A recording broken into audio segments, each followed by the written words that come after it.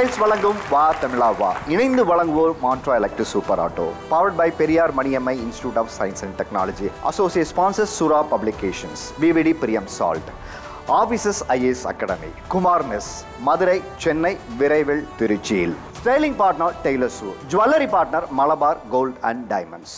பொதுவாக இந்த பிரபஞ்சத்தில் ஆண் பெண், உயரம் குட்டை, நல்லது கெட்டது, இது எல்லாமே ரெண்டாக தான் இருக்குது. அதே மாதிரி உணவுக்கும் ரெண்டு வகை இருக்குது, வெஜிடேரியன், நான் வெஜிடேரியன். அதுக்கப்புறம் நான் இதை சாப்பிடுவேன் இதை சாப்பிட மாட்டேன்னு பிரிக்கிற ஒரு கூட்டம் இருக்குது. இங்கேயுமே நம்ம ரெண்டு தரப்பு மக்கள் வந்திருக்காங்க. ஒருத்தர் பாரம்பரிய உணவு வகைகளை நாங்கள் பின்பற்றுபவர்கள், இன்னொன்று உணவுக்கு ஏதுங்க லிமிட்டு எதுங்க கட்டுப்பாடுன்னு கேட்கறதுக்காகவே இந்த பக்கம் வந்திருக்காங்க. இன்னைக்கு பேச போகிற தலைப்பு பாரம்பரிய உணவு வகைகளை விரும்புவர்கள் வெர்சஸ் உணவுக்கு ஏது லிமிட் என்று சொல்பவர்கள்.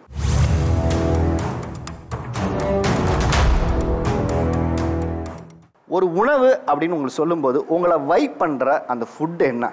எந்த ஃபுட் உங்களை ரொம்ப வைப் பண்ணுது சொல்லுங்க. எல்லாருக்கும் பிடிச்ச Maggi with curd. Maggi with curd first எனக்கும் அப்படிதான் இருந்துச்சு.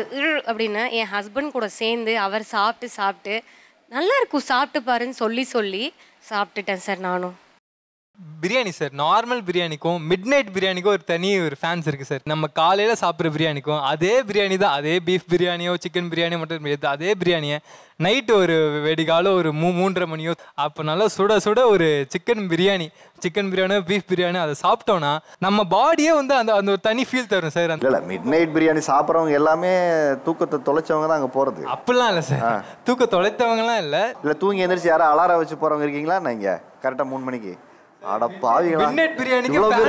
இருக்காங்க தெரியுமா சார் சென்னையில்? அதுவும் இப்ப அந்த பிசினஸ் ஸ்டார்ட் பண்ணா கண்டிப்பா சக்சஸ்ஃபுல்லா ரன் ஆகும். அப்ப நீ எதிர்காலத்துல மிட் நைட் பிரியாணி ஓபன் பண்ணுவ?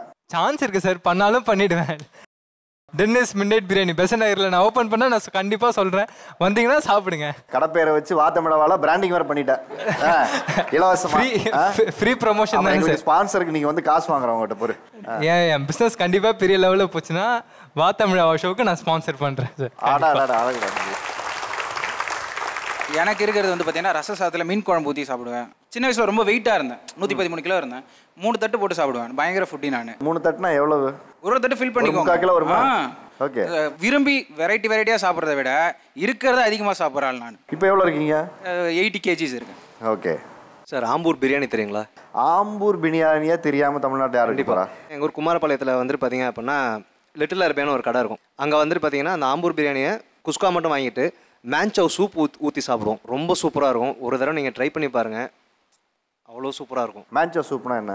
அது ஒரு சூப். மேன்சவ் சூப்னா அது ஒரு சூப் இல்லை சிக்கன் சூப். அது கொஞ்சம் பெப்பர்லாம் போட்டு வந்துட்டு பார்த்தீங்கன்னா இஞ்சி பூண்டு பேஸ்ட் வந்துட்டு பார்த்தீங்கன்னா கொஞ்சம் தூக்கலாக காரமாக இருக்கும். அதுதான் உங்களோட வைஃப் ஃபுட்டு? ஆமாங்க.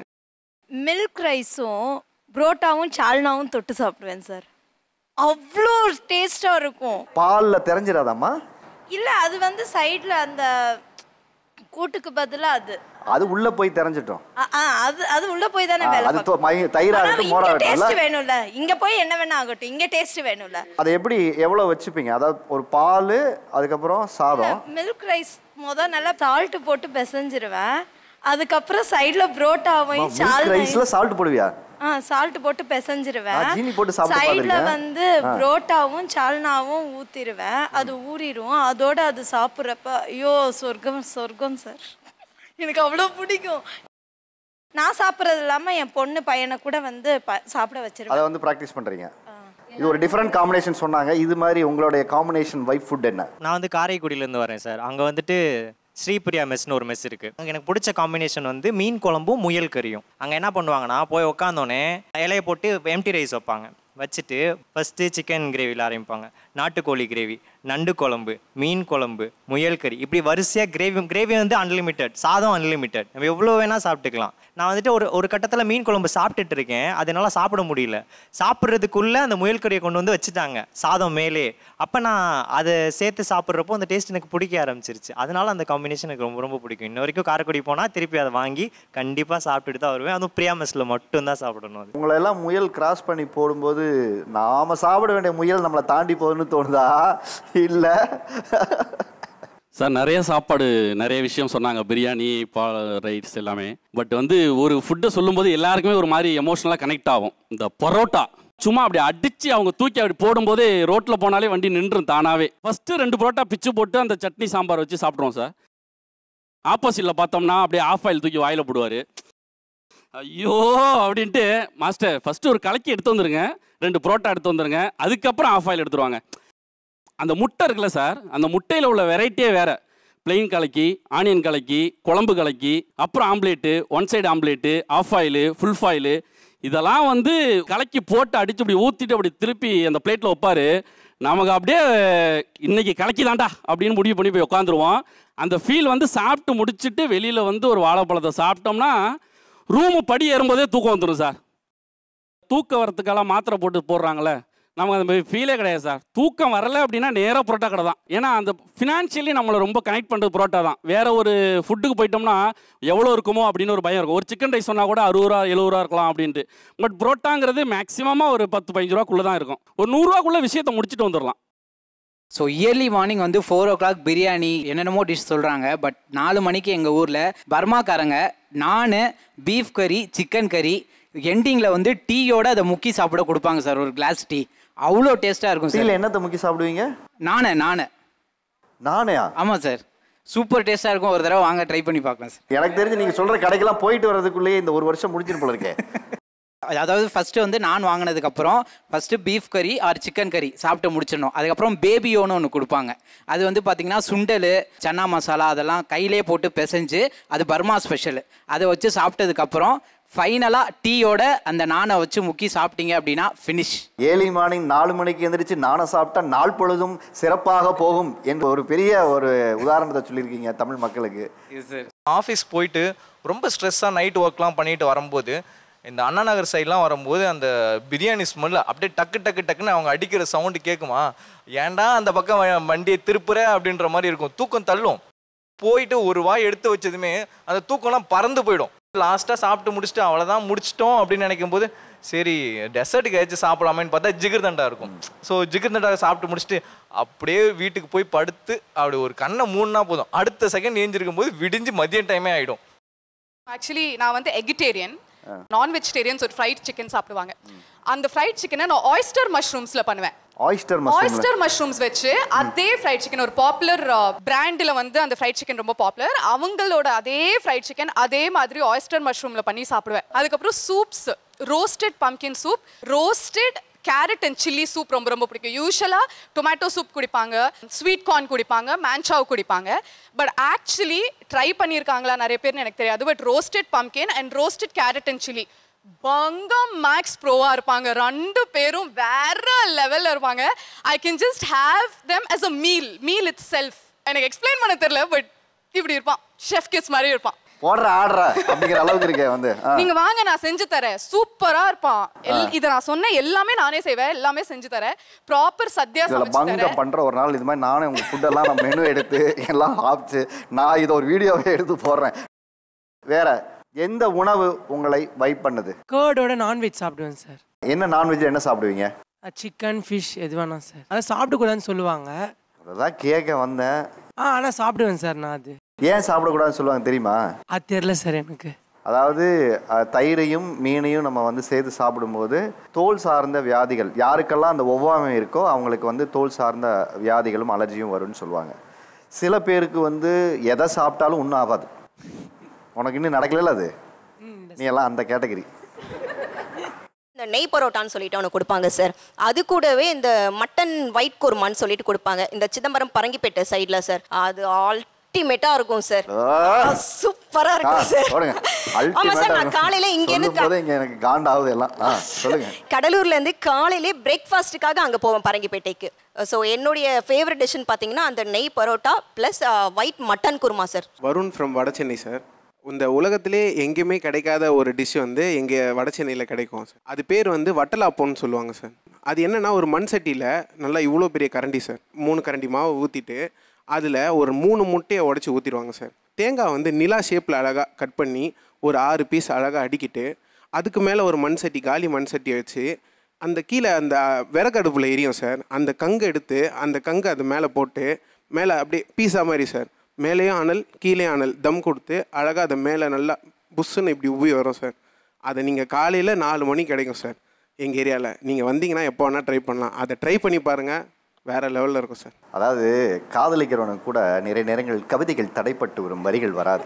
ஆனால் அந்த சாப்பிட்றவங்களுக்கு எங்கேருந்து தான் ஒரு ஃப்ளோ வருதுன்னு தெரியல. பேசுகிறது எல்லாமே கவிதையாக இருக்குது. என்னை பொறுத்த வரைக்கும் ஃபுட்டு வந்து இந்த எமோஷனில் தான் சாப்பிட்ணும், அந்த எமோஷனில் சாப்பிட்ணும் அப்படின்லாம் கிடையாதுங்க சார். ஃபுட்டு சாப்பிட்றதே நமக்கு ஒரு எமோஷன் தாங்க சார்.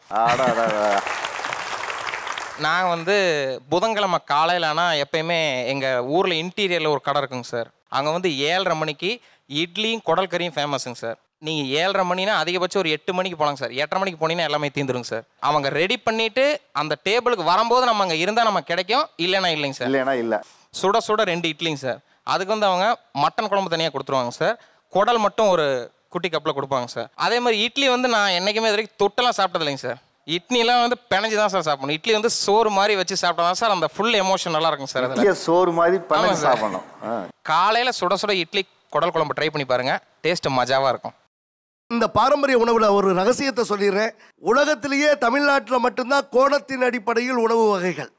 360 டிகிரி கோணம். சூரியன் 360 டிகிரி, சந்திரன் 360 டிகிரி, உங்களுடைய கண்ணு 360 டிகிரி. உடலுக்கும் உணவுக்குமான உணர்வு சம்பந்தப்பட்ட விஷயத்தில் தமிழருடைய பாத்திரங்கள் அத்தனையுமே 360 டிகிரி. தோசைக்கல் 360 டிகிரி, ஆப்பச்சட்டி 360 டிகிரி, இட்லி சட்டி 360 டிகிரி, குழம்பு கரண்டி 360 டிகிரி, எல்லாமே 360 டிகிரி. அப்போ இட்லி வந்து பாரம்பரியமான உணவில் எப்போ கொண்டு வந்தான்னா, நிலவை பார்க்க முடியாத ஒரு நாளுக்காகத்தான் இட்லியை கொண்டு வந்தான். இப்போ நிலவு ராத்திரியில் இட்லியை வைக்கிறான், எப்போ வேணாலும் இட்லியை வைக்கிறான். ஆனால் அன்னைக்கு வந்து அமாவாசைக்காகத்தான் இட்லியை கொண்டு வந்தாங்க. அந்த நிலவின் ஆற்றலை எடுத்துக்கணுங்கிறதுனால இருட்டின் அடையாளமான உளுந்தையும் வெளிச்சத்தின் அடையாளமான சூரியனின் அடையாளமான அரிசியையும் காலையில் ஏறு பொழுதில் ஊற வச்சு இறங்கு பொழுதில் ஆட்டி இரவு பொழுதில் ஒன்றா கூட்டணும் சமுத்திரத்தோட. அங்கே கடலும் பொங்கும், இங்கே மாவும் பொங்கும். காலையில் இட்லி பானையில் ஊற்றி எடுத்தா இட்லி. நிலாவை கையில் பிடிச்சவன் காதலுக்காக இல்லை, நிலாவை அறிவியலுக்காக பிடித்தவன் தமிழன் தமிழன் தமிழன்கிறத புரிஞ்சுக்கணும் பாரம்பரியத்தோட. இவர்கள் சொல்லுகிற உணவு பழக்க வழக்கம்னு ஒன்று இருக்குல்ல, அதை கேட்கும்போது எந்த உணவு பழக்கம் உங்களை என்ன இதெல்லாம் இப்படி இல்லாமல் சாப்பிட்றாங்க அப்படின்னு உங்களை ஒரு இரிட்டேட் பண்ணதாக இருக்கலாம், இல்லைன்னா இதை போய் இப்படியா சாப்பிட்றது அப்படின்னு ஒரு உங்களுக்கு தோணுன விஷயமா இருக்கலாம். அப்படி என்ன இருக்குது? வணக்கம் சார், என்னோட நேம் லாவண்யா. நான் ஒரு உணவியல் நிபுணர். இவங்க எல்லாருமே சாப்பிட்ட உடனே தூக்கம் வருது அப்படின்றது ஆக்சுவலி அது ஒரு குட் சைன் கிடையாது, ரொம்பவே பேட் சைன். என்னன்னா நீங்கள் அவ்வளோ அதிகமான ஒரு கார்போஹைட்ரேட் ஃபுட்டை சாப்பிட்றீங்க அப்படின்னா இன்சுலின் ஸ்பைக் ஆகும்.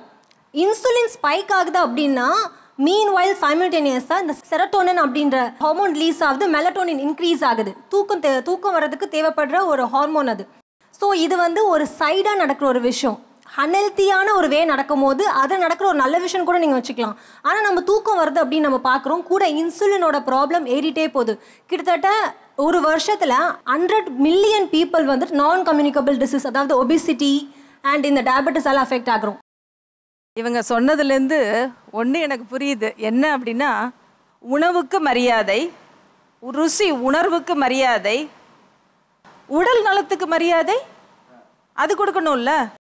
அந்த பாயிண்ட்டே அங்கே மிஸ் ஆகிடுது. இன்னொன்று பார்த்தீங்கன்னா, கோபமாக இருக்கும்போது சாப்பிடுவேன், நான் வருத்தமாக இருக்கும்போது சாப்பிடுவேன், நான் ஸ்ட்ரெஸ்ஸாக இருக்கும்போது சாப்பிடுவேன். இப்படி ஒவ்வொருத்தருடைய ஏதோ ஒரு உணர்வுகளுக்கு வடிகால உணவை நினைக்கிறாங்க. ஆக்சுவலாக எனக்கு பசிக்கும் போது தான் நான் சாப்பிட்ணும், அதுதான் ஃபஸ்ட்டு. ஸோ பல உணர்வுகளுக்கு வடிகாலம் அந்த உணவு உள்ளே போகிறப்ப நம்ம வயிறு ரெடியாக இருக்காது அது செரிமானம் பண்ணுறதுக்கு. நமக்கு உள்ளே போடும்போது வைப் அப்படியே வயிற்றில் உங்களுக்கு ஒரு வைப் வருது இல்லை. ஆனால் ரியலாக நீங்கள் மிட் நைட்டில் சாப்பிடும்போது அழுதுகிட்டு இருக்கோம். வயிறு, பெருங்குடல், சிறுகுடல், கல்லீரல், ஈரல் எல்லாம் அழுதுட்டு இருக்கோம். ஐயோ, நான் தூங்குற நேரத்தில் இப்படி கொண்டாந்து டம்ப் பண்ணுறாங்களே, நான் என்ன பண்ண போகிறேன், இது எப்படி டைஜஸ்ட் பண்ணுறது, இதில் இருக்க கெமிக்கல்லாம் எப்படி ரிலீஸ் பண்ணுறது, இப்படி தான் சார் ரியலாக வயிற்றுக்குள்ளே இருக்கிற ஆர்கன்ஸ்லாம் நினச்சிட்டு இருக்கோம். எல்லாருமே சாப்பிட்டதும் நான் போய் தூங்கிடுவேன், சாப்பிட்டது அப்படியே தூங்கிடுவேன், நினைவே இருக்காதுன்னு சொல்றாங்க. சாப்பிட்டது எங்க தூங்குறாங்க? தூங்குற நேரத்துல எந்திரிச்சு போய் சாப்பிட்றாங்க. என்ன மாத்தி சொல்றீங்க? எவ்வளவு நேரம் தெளிவா கதையை கேட்டு. நம்மளுடைய ட்ரெடிஷ்னல், நம்மளுடைய தமிழர்களுடைய பழக்கம் பார்த்தீங்கன்னா, சூரியன் மறைந்ததுமே நம்ம சாப்பிட மாட்டோம். அதுக்கப்புறம் வயிறு காலியாக தான் இருக்கும், அதுக்கப்புறமா தூக்கம் அட்லீஸ்ட் ஒரு கொஞ்சம் நேரம் இருக்கும், அப்புறம் தூங்குவோம். பட் இங்கே இருக்கிற எல்லாரும் ஆல்மோஸ்ட் சொன்னது என்னன்னா, அவங்க சாப்பிட்ற எல்லா உணர்வுகளும் வயிறு நிறைய, அதுக்கு மேலே பிரெட் அல்வா, அதுக்கு மேலே ஜிகர் தட்டா, இப்படி ஒவ்வொன்றா அடுக்குனாங்க. சாப்பிட்டதும் தூங்குற பழக்கம் எனக்கு ரியலாக அது வந்து மிகப்பெரிய தவறு. அட்லீஸ்ட் ஒரு 1/2 மணி நேரம் வெயிட் பண்ணணும், அப்புறமா தான் யூ ஷுட் ஸ்லீப். இல்லை உங்களை எது மோஸ்ட் இரிட்டேட் பண்ண விஷயங்கள்னு உங்களுக்கு? இரிட்டேஷன்றதோட வருத்தமா இருந்துச்சு. வருத்தமாக இருந்தது இந்த சொல்லுங்கள். பரோட்டா உணவை தான் நிறைய பேர் விரும்புகிறாங்க. இந்த மைதாவும் சோடா உப்பும் கலந்தது ஒரு மிகப்பெரிய கெடுதலான ஒரு உணவு. அது ஒரு வில்லன். அது கம்ப்ளீட்டாக நம்ம பசியை அடைச்சிடும். அதனால தான் அந்த சீக்கிரமாக அந்த சட்டைட்டி பசி உணர்வு அடங்கி போயிடுது. அதனால தான் ஆக்சுவலாக அது சீப்பாகவும் கிடைக்குது. இவங்க நிறைய பேர் சொன்ன ஒரு காமனான விஷயம் அகெயின் பிரியாணி, இன்னொன்று பரோட்டா. இதில் மெயினாக இருக்கிறது பார்த்திங்கன்னா நியூட்ரிஷனல் கண்டென்ட்டே இல்லாத ஒரு விஷயம். ஒன்று வந்துட்டு டைமிங் இரிட்டேட் ஆகிறது, ஒரு சர்க்காடியன் ரிதம்னு சொல்லுவோம். சன்ரைஸ் அண்ட் சன்செட் கான்செப்டில் தான் நம்ம ஃபுட்டுமே நம்ம எடுக்க முடியும். அதை தாண்டி எடுக்கிறதுனால இன்டைஜஷன், கட் இஷ்யூஸ் எல்லாமே வருது. இன்னொன்று அவங்களோட நெக்ஸ்ட் ஜென்ரேஷனுக்கும் அதை பாஸ் ஆன் பண்ணுறாங்க. குழந்தைங்களையும் சேர்த்து உட்கார வச்சு நான் அதை தான் கொடுப்பேன் அப்படின்னு சொல்கிறது வந்துட்டு ஆல்ரெடி இந்தியாவில் வந்துட்டு சைல்ட்ஹுட் ஒபிசிட்டி வந்துட்டு நம்ம லீடிங்கில் இருக்கோம். ஸோ டயபெட்டிஸும் பயங்கரமாக போயிட்டுருக்கு. இப்போ நெக்ஸ்ட்டு வந்துட்டு சைல்ட்ஹுட் ஒபிசிட்டி இருக்குது. ஸோ இது வந்துட்டு நெக்ஸ்ட்டு ஜென்ரேஷனுக்கும் அது பாஸ் ஆன் பண்ணுறாங்க அப்படிங்கிறதே ரொம்ப கஷ்டமான ஒரு விஷயமா நான் பார்க்குறேன். இன்னொன்று அந்த மேன்ஷோ சூப் சொன்னாங்க, அது எப்படி பண்ணுறாங்கன்னே தெரியாது, என்ன இன்க்ரீடியன்ஸ் இருக்குன்னே தெரில. அவங்களுக்கு வந்துட்டு அந்த டேஸ்ட் நல்லா இருக்குது அதனால் சாப்பிட்றாங்கங்கிற ஒரு விஷயந்தான் இருக்கே தவிர அது வந்துட்டு ஹவு இட் அஃபெக்ட்ஸ் த பாடிங்கிறது இன்னும் அவங்களுக்கு அவேர்னஸ் இல்லை. ஃபுட்டு வந்துட்டு it has to be a fuel. ஆனால் அவங்க வந்துட்டு அதை ஆப்போசிட்டாக யூஸ் பண்ணிக்கிறாங்க. வண்டிக்கு பெட்ரோல் போடுற மாதிரி. எக்ஸாக்ட்லி. ஸோ நம்ம வந்துட்டு பெட்ரோல் போடுற வண்டியில் பெட்ரோல் தான் போடணும். அதுக்கு வந்துட்டு ஓகே சீப்பாக கிடைக்குதுன்னு போய் வேறு ஏதோ ஒன்று ஊற்றினோன்னா வண்டி வந்துட்டு ஓடாது. அதே தான் நம்ம பாடியும். நான்லாம் இப்போ சாப்பிட்டு அடுத்த செகண்ட் வேற ஒரு ஐட்டம்லாம் சாப்பிடுவேன், ஒன்றும் ஆகாது. Okay, and that is the form of fuel to keep running sir. Because இப்போ நம்ம யாருக்குமே நம்மளோட லைஃப் ஸ்டைல் முன்னாடி இருந்த மாதிரி கிடையாது. அவங்க சொன்ன மாதிரி சன்ரைஸ் எழுந்திருக்கிறோம், சன்செட்டில் தூங்கிடுறோம், அந்த மாதிரிலாம் கிடையவே கிடையாது. நிறைய பேர் இங்கே யூஎஸ் ஷிஃப்ட் ஒர்க் பண்ணுறாங்க. இப்போ நம்ம பிஸ்னஸ் பண்ணுறோம், ரவுண்ட் த கிளாக் ஒர்க் பண்ணுறோம். நம்ம நினச்சா கூட இப்போ நம்ம பாஸ் நீ வேலை பண்ணி தான் ஆகணும்னு சொன்னால் என்ன பண்ண முடியும்? முடியாதுன்னு ஏஞ்சி போக முடியுமா? So what will keep you running? What is your fuel? Food is your fuel. So இஷ்டமான ஃபுட்டை சாப்பிட்டு உங்கள் பாடிக்கு அந்த ஃபியூவலை கொடுத்துட்டு keep running. No, food is a fuel. அவங்க சொன்ன இது எல்லாருமே சொல்கிறது தான். ஃபியூவல்னால் என்ன ஃபியூவல்? ஒரு ஃபுட்டு நம்ம சாப்பிட்டோம் அப்படின்னா அது நம்ம பாடிக்கு ஜஸ்ட் ஒரு எனர்ஜி மட்டும் கிடையாது, மீதி நிறைய நியூட்ரியன்ஸ் இருக்குது. நமக்கு ப்ரோட்டீன் வேணும், ஃபேட் வேணும், நல்லா ஹெல்த்தியான ஃபேட் வேணும், நம்மளுக்கு விட்டமின்ஸ் வேணும், மினரல்ஸ் வேணும். அது எல்லாமே அந்த பிளேட்டில் கரெக்டாக போச்சுன்னா யூ வில் ஃபீல் ஃபுல். அப்போ தான் நீங்கள் நல்லா சாப்பிட்டு திருப்தியாக ஃபீல் பண்ணுவீங்க. நீ ஒரு நல்ல உணவு எடுத்து சாப்பிட்டு பாருங்களேன், ஒரு ஃபுட்டில் எல்லாமே இருக்கா மாதிரி நீங்கள் சாப்பிட்டீங்கன்னா கண்டிப்பாக உங்களுக்கு திருப்பி பசி எடுக்காது. இப்போ இந்த பிசிஓடி ஒபிசிட்டி நம்மக்கிட்ட பேஷண்ட்ஸ் வந்தாலுமே எனக்கு சாப்பிட்றேன் பட் இருந்தாலும் எனக்கு பசி எடுக்குது. அங்கே பிரச்சனை வந்ததுனால தான் அந்த சிம்டம்ஸே. நீங்கள் சாப்பிட்ட ஃபுட் வந்து பசி அடங்கலை, உங்கள் பிரெயின் வந்து வேற கேட்குது, நீ வெறும் கார்போஹைட்ரேட் தான் கொடுக்குற, என் பாடிக்கு வந்து விட்டமின் சி கம்மியாக இருக்குது, உனக்கு அயன் டெஃபிஷியன்சியாக இருக்குது, எனக்கு அந்த ஃபுட்லேருந்து அயன் கிடைக்கலன்னு அது சொல்லுது. பட் அது வந்து அயன் உங்கள் பிரெயினுக்கு சொல்லாது, அது ஜஸ்ட் கிரேவ் பண்ணும், எனக்கு பத்தலைன்னு சொல்லும். பட் ஆனால் நம்ம வந்து உங்களுக்கு பிடிச்ச ஃபேவரட் ஃபுட்டாகவே நம்ம சாப்பிட்டுட்ருக்கோம், அது கம்ப்ளீட்டாக ஆகாது. குடல் உறங்கும் போது உடல் உறங்கணும், உடல் உறங்கும் போது குடல் உறங்கணும். இவங்க மிட் டைமும் சாப்பிட்றாங்க, காலையில் 4 மணிக்கு சாப்பிட்றாங்க. அப்போ எப்போ அவங்க சாப்பிடுவாங்க, எப்போ உறங்குவாங்க, எப்போ ஜாபுக்கு போவாங்க? அதாவது அறுசுவை உணவுன்னு சொல்லியிருக்காங்க நம்ம பாரம்பரிய உணவு.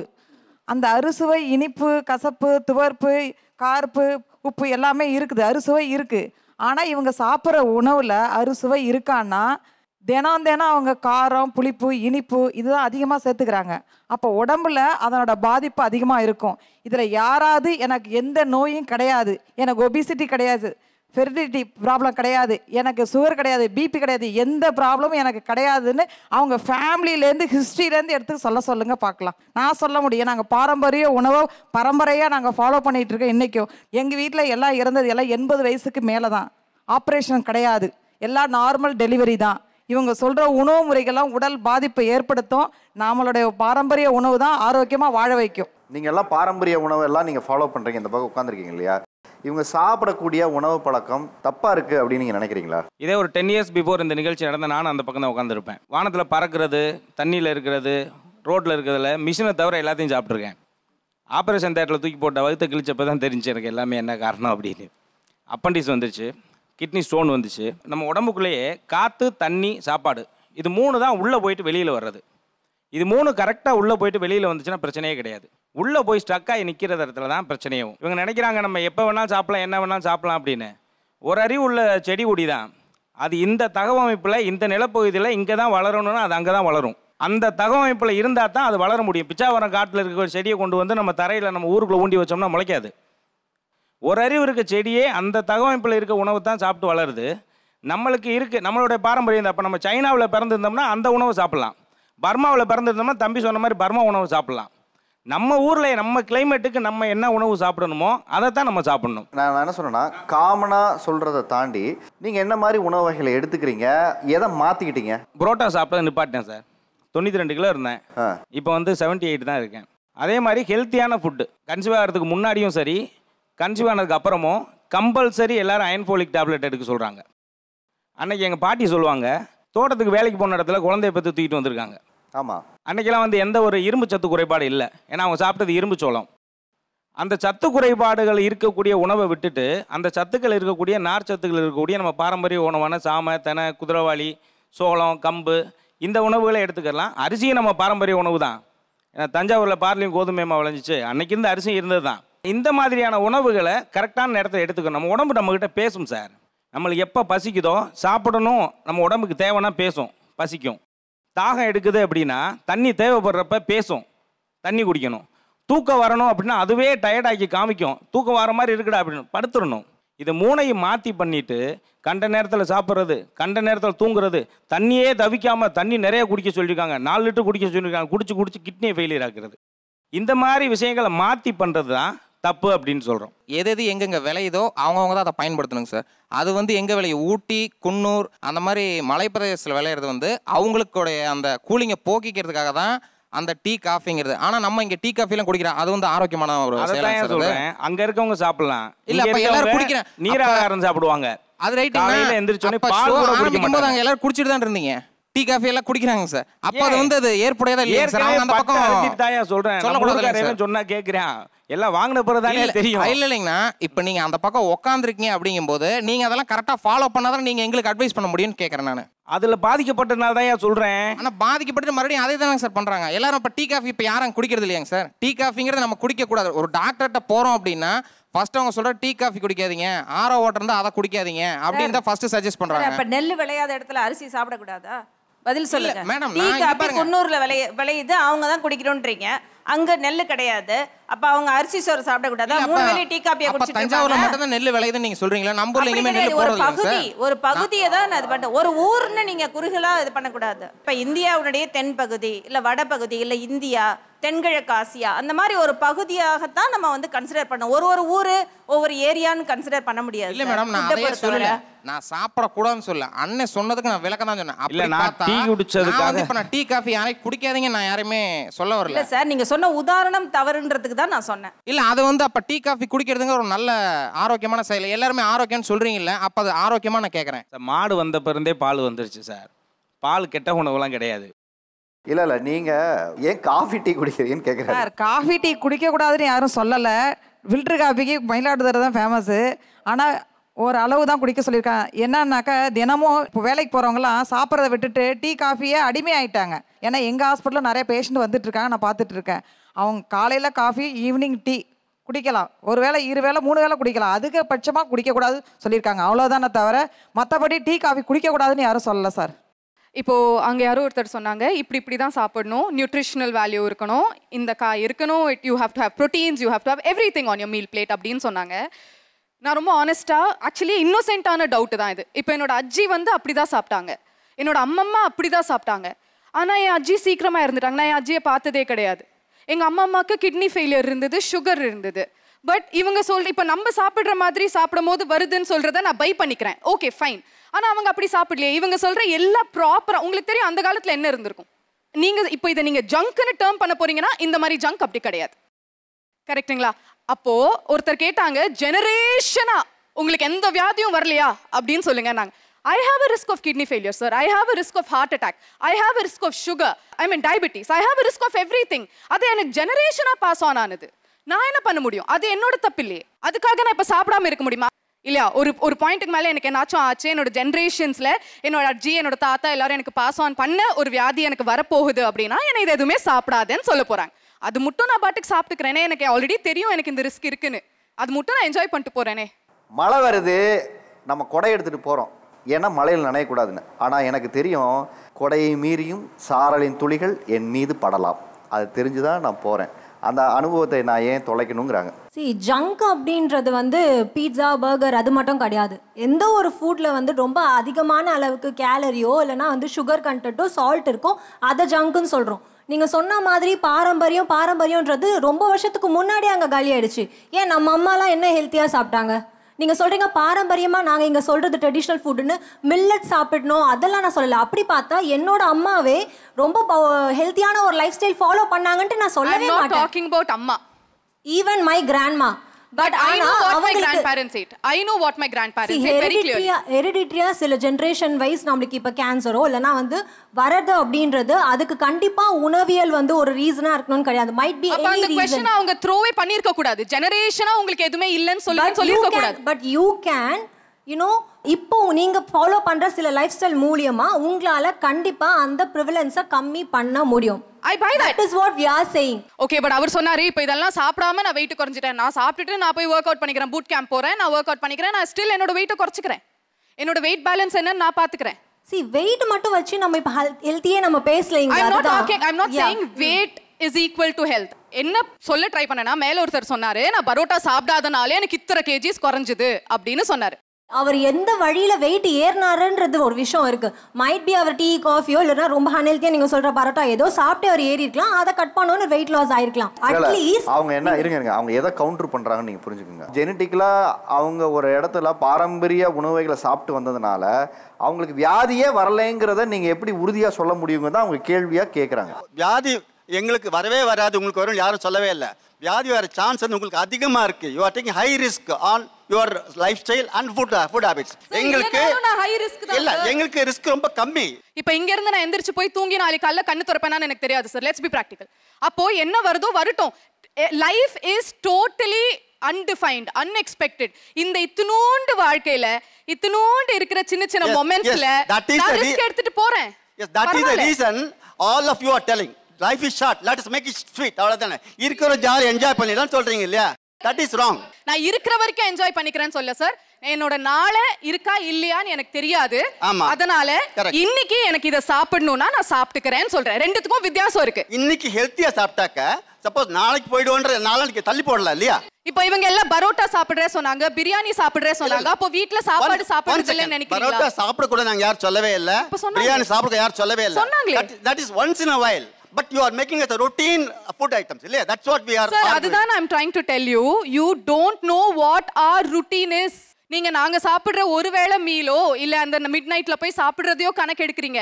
அதுக்கப்புறம் வீட்ல வந்து நம்ம சாப்பிடுற அந்த ப்ராப்பர் மீலை நீங்க கணக்கு ஏன் எடுக்க மாட்டீங்க? பிகாஸ் அது உங்களுக்கு தெரியாது. இப்போ நாங்க சொல்றதை வச்சு நீங்க சொல்றீங்க. எங்களோட ரியல் லைஃப் டைம்ல எங்களோட ரியல் லைஃப்ல எங்களோட இப்போ இந்த மொமெண்ட்ல என் வீட்ல வந்து பாத்தீங்களா இன்னைக்கு எங்க வீட்ல என்ன சமையல் நான் என்ன சாப்பிட்டேன்னு? Ideally I am a food content creator, sir.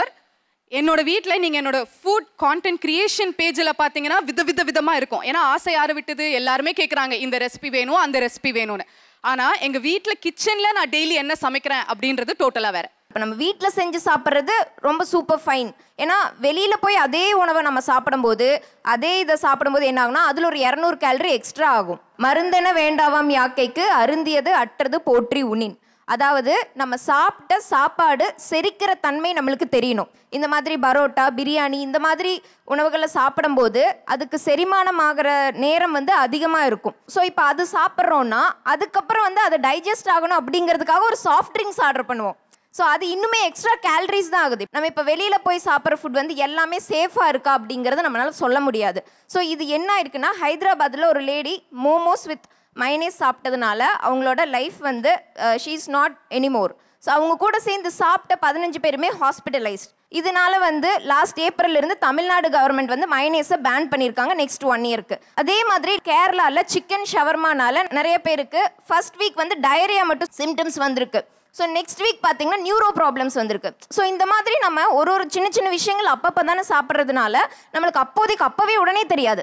இன்னைக்கு நான் சாப்பிட்டேன் நாளைக்கு நல்லா தான் இருக்கு அப்படிங்கிற மாதிரி இருக்கும். நம்மளுக்கு வெளியில் ஒரு சிம்டம் தெரியறதே வந்து பார்த்தீங்கன்னா ஒரு 80% அந்த சிம்டம் வந்ததுக்கு அப்புறம் தான் அது நம்மளுக்கு தெரியும்.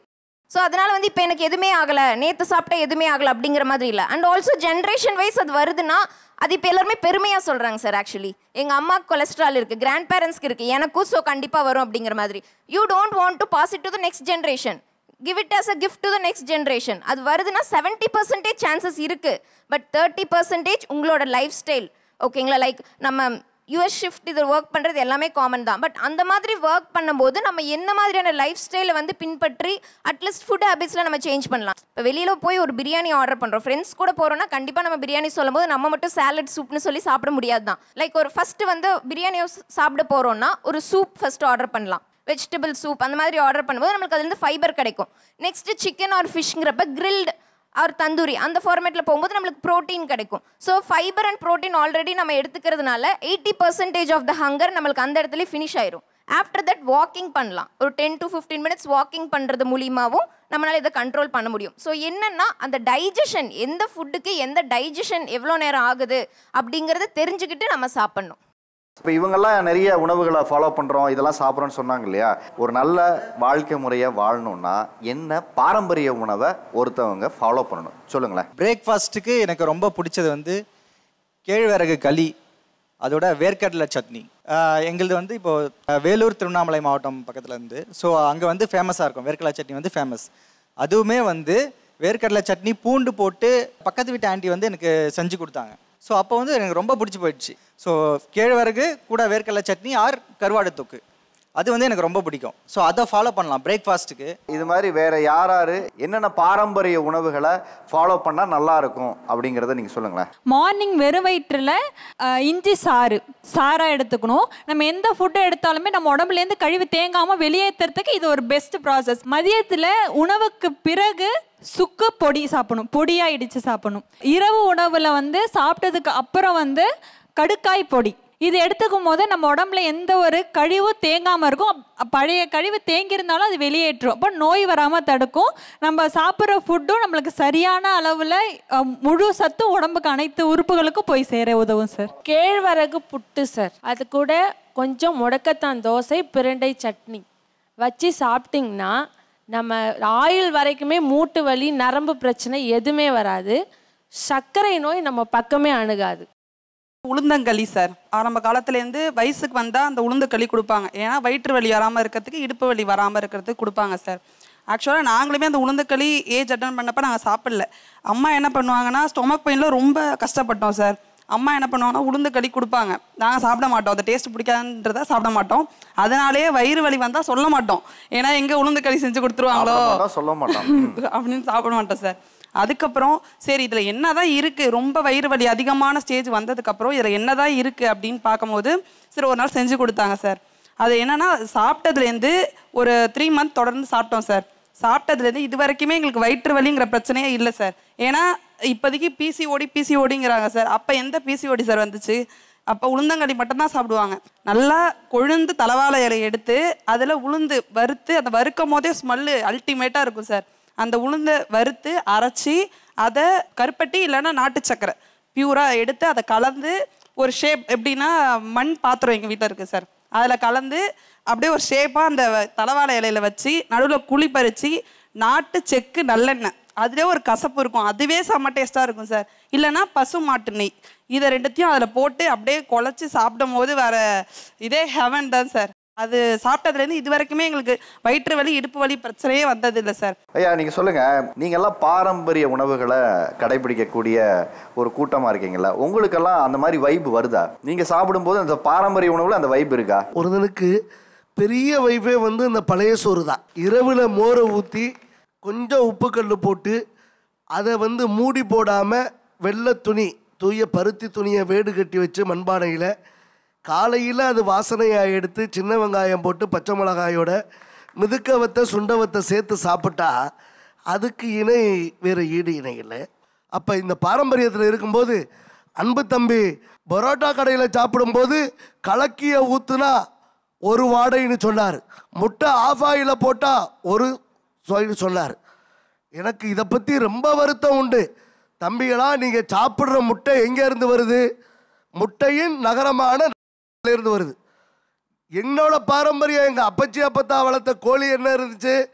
சேவலோட இணை சேர்ந்து அந்த கோழி முட்டையிட்டு வந்துச்சுன்னா அந்த முட்டையை அவயத்தில் வச்சோம்னா அடகாக்க வச்சோம்னா அந்த முட்டை குஞ்சு பொரிக்கும். அப்போ குஞ்சு பொரிச்சிச்சுன்னா உயிராற்றல் தத்துவத்தின்படி அது இனப்பெருக்க ஆற்றல் இருக்கு. அப்போ நீங்கள் சாப்பிட்ற உணவு வந்து வெறும் இறைப்பையை நிரப்புறதா?